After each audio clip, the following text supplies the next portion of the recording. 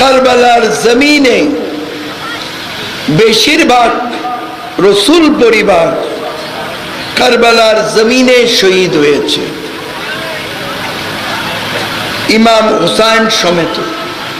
ইমাম দুধের শিশু আসকার,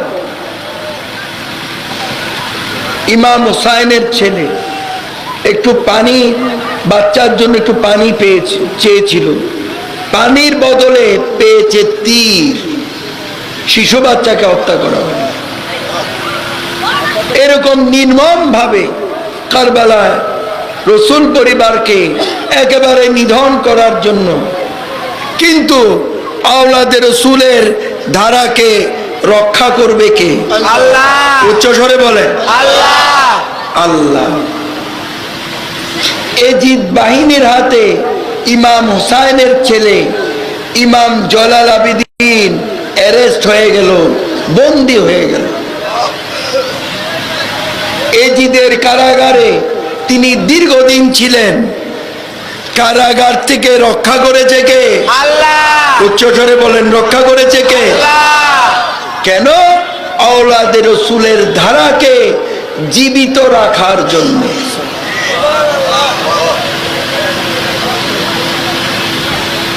এই ইমাম জয়নাল আবেদিন তিনি এই কারাগার থেকে বের হয়ে নতুন উদ্যমে আবার বায়াতে রাসূলের মাধ্যমে দ্বীন ইসলাম প্রচার করা শুরু করলেন, কোরআন সুন্নাহ প্রচার করা শুরু করলেন।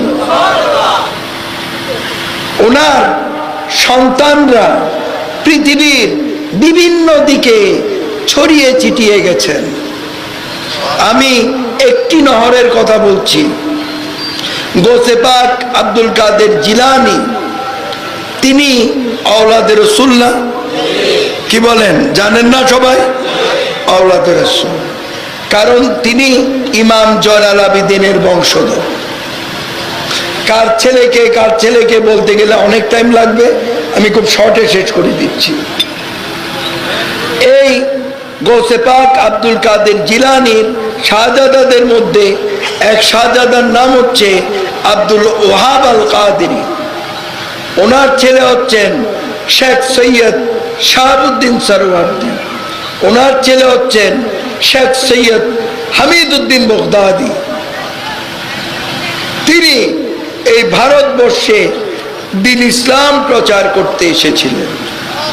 ভারতের গৌরনগরে তিনি ইসলাম প্রচার করে, তৎকালে এটা ভারতবর্ষ ছিল, কোনো ভাগ টাগ হয় নাই।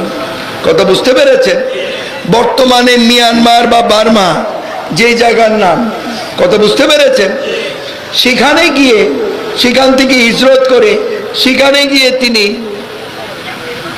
আবার দ্বীন ইসলাম প্রচার করা শুরু করলেন, ইসলাম প্রচার করা শুরু করলেন।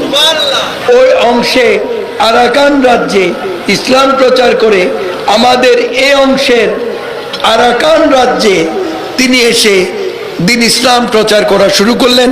এটার মধ্যে অনেক কারামত নিহিত রয়েছে, এগুলা বলছি না, যেটা আমি সংক্ষেপে শেষ করছি। অনেক কারামত নিহিত রয়েছে। তিনি এসে এই অংশে এসে আবার দ্বীন ইসলাম প্রচার করা শুরু করলেন। যেহেতু আরাকান রাজ্য বঙ্গোপসাগরের পারে, সেখানে আরো বিভিন্ন আউলিয়া আল্লাহরা এসে দ্বীন ইসলাম প্রচার করলেন। হামিদউদ্দিন বগদাদি দ্বীন ইসলাম প্রচার করলেন। ইসলাম দিয়ে আবাদ হওয়ার ফলে নাম হয়ে যায় ইসলামাবাদ। তার অনেক পরে হযরত বদর শাহ নামে একজন আউলিয়া আল্লাহ এসে চাটি জ্বালানোর কারণে নাম হয়ে গেছে চাটিগা বা চট্টগ্রাম। এই হামিদউদ্দিন বগদাদির বংশধর আওলাদ হচ্ছে গৌসুল আজম আহমদুল্লাহ মেজভান্ডারী, গৌসুল আজম গোলামুর রহমান মেজভান্ডারী, গৌসে জামান শফিউল বশর মেজভান্ডারী। তখনও মেজভান্ডার শরীফ থেকে ইসলাম প্রচার চলছে। বর্তমানেও মাঝভান্ডার শরীফ থেকে ইসলাম প্রচার চলছে, ইনশাআল্লাহ কিয়ামত পর্যন্ত চলবে।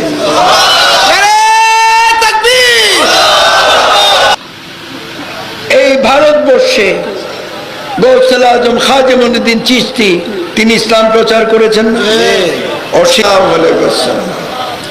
প্যারে হাজিরিন, এবার আসুন আবার একটু পিছনের দিকে যাই। এই চারজন খলিফা, ওনারা চারজনের একজনও কিন্তু আওলাদ রসুল ছিলেন। একজন হচ্ছে আওলাদ রসুলের বাপ, কথা বুঝতে পেরেছেন? ওনারা খলিফা ছিলেন, আল্লাহর বন্ধু ছিলেন, আউলিয়া আল্লাহ ছিলেন। একটু আগেই ইঙ্গিতের মাধ্যমে ওনাদের কর্মকাণ্ড সম্পর্কে আমি বুঝিয়ে দিয়েছি। একজন তিনি কে? হযরত আলী রাদিয়াল্লাহু তাআলা আনহু, তিনি হচ্ছেন মা ফাতেমার স্বামী, ইমাম হাসান হোসেনের বাপ। ওনার শানে আল্লাহ রাসূল বলেছেন, আনা মদিনাতুল ইলমি ওয়ালিউন বাবুহা, আমি নবী মুহাম্মদ রাসূলুল্লাহ সাল্লাল্লাহু আলাইহি ওয়াসাল্লাম ইলমের শহর, সেই শহরের দরজা হচ্ছে আমার আলী। আল্লাহ বাঁচিয়ে রাখলে এই বিষয়ে বিস্তারিত আমি অন্য সময় বুঝাবো। আজকে একটু একটু করে টাচ করে আমি শেষ করে দিচ্ছি।